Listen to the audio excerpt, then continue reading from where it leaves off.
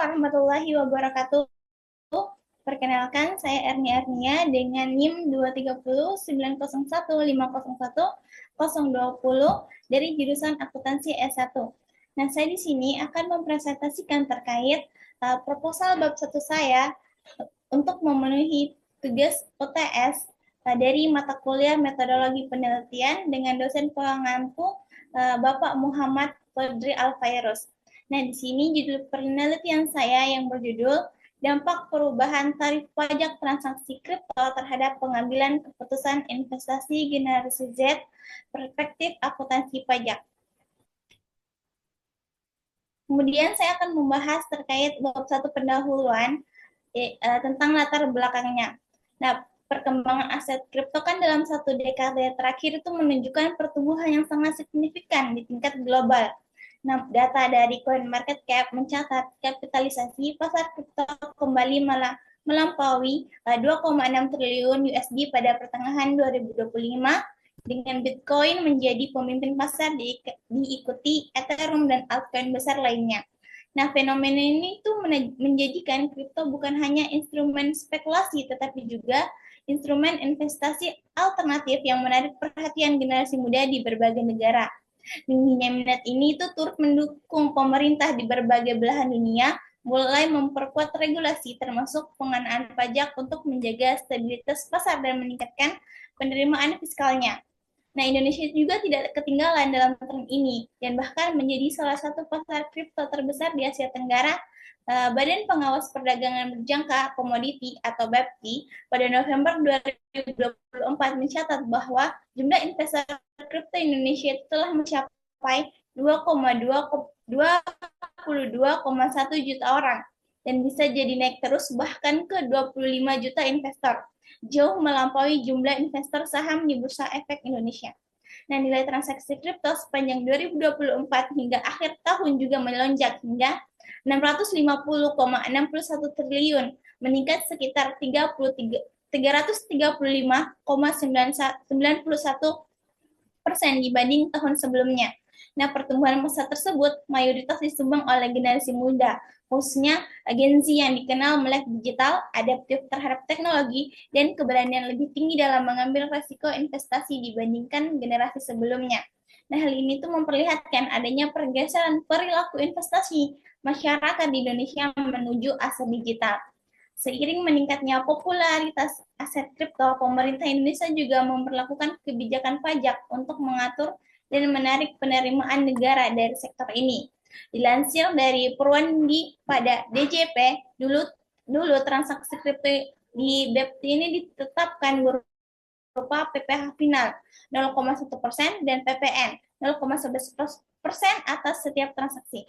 Nah, kebijakan ini tuh terbukti signifikan dengan penerimaan pajak kripto mencapai 1,09 triliun hingga Februari 2025.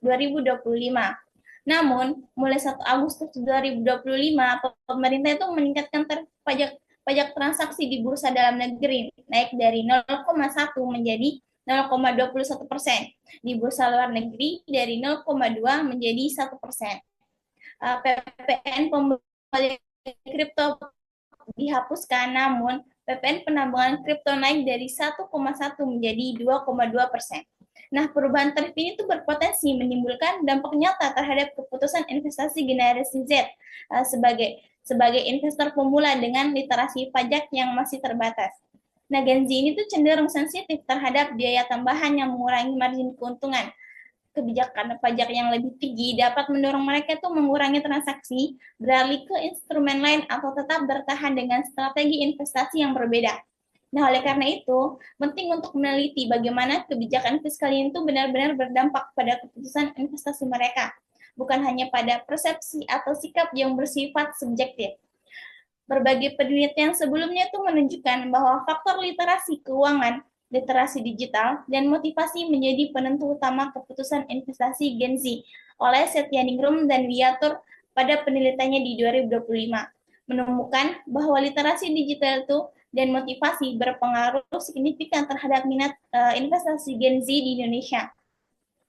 dan juga oleh Amran dan kawan-kawan pada penelitiannya di 2024 menambahkan bahwa media sosial juga memiliki dampak yang kuat terhadap perilaku investasi. Adapun lagi penelitian oleh Pertiwi dan Sulistyo di tahun 2025 mengkaji pengaruh literasi keuangan, kemajuan teknologi, persepsi risiko, dan fenomena fear of missing out atau yang biasa kita kenal dengan sebutan FOMO terhadap minat investasi Gen Z dalam aset kripto di Indonesia. Oleh karena itu, kajian mengenai dampak kebijakan pajak terhadap perilaku investasi kripto generasi Z masih sangat terbatas.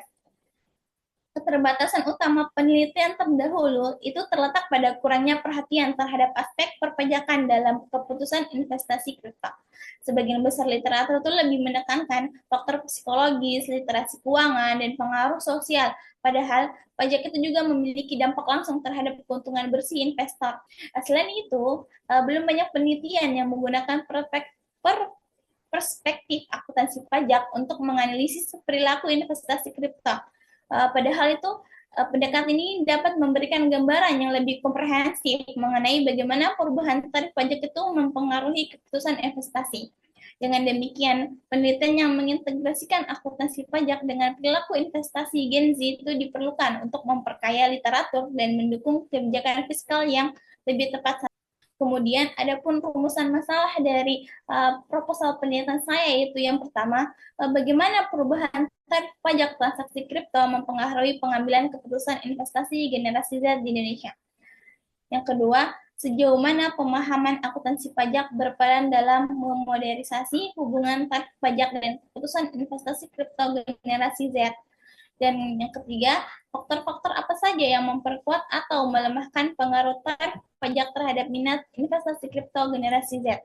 Dan yang terakhir, bagaimana perbedaan perilaku investasi generasi Z dalam menghadapi kebijakan pajak dibandingkan faktor non-pajak seperti literasi keuangan dan motivasi investasi.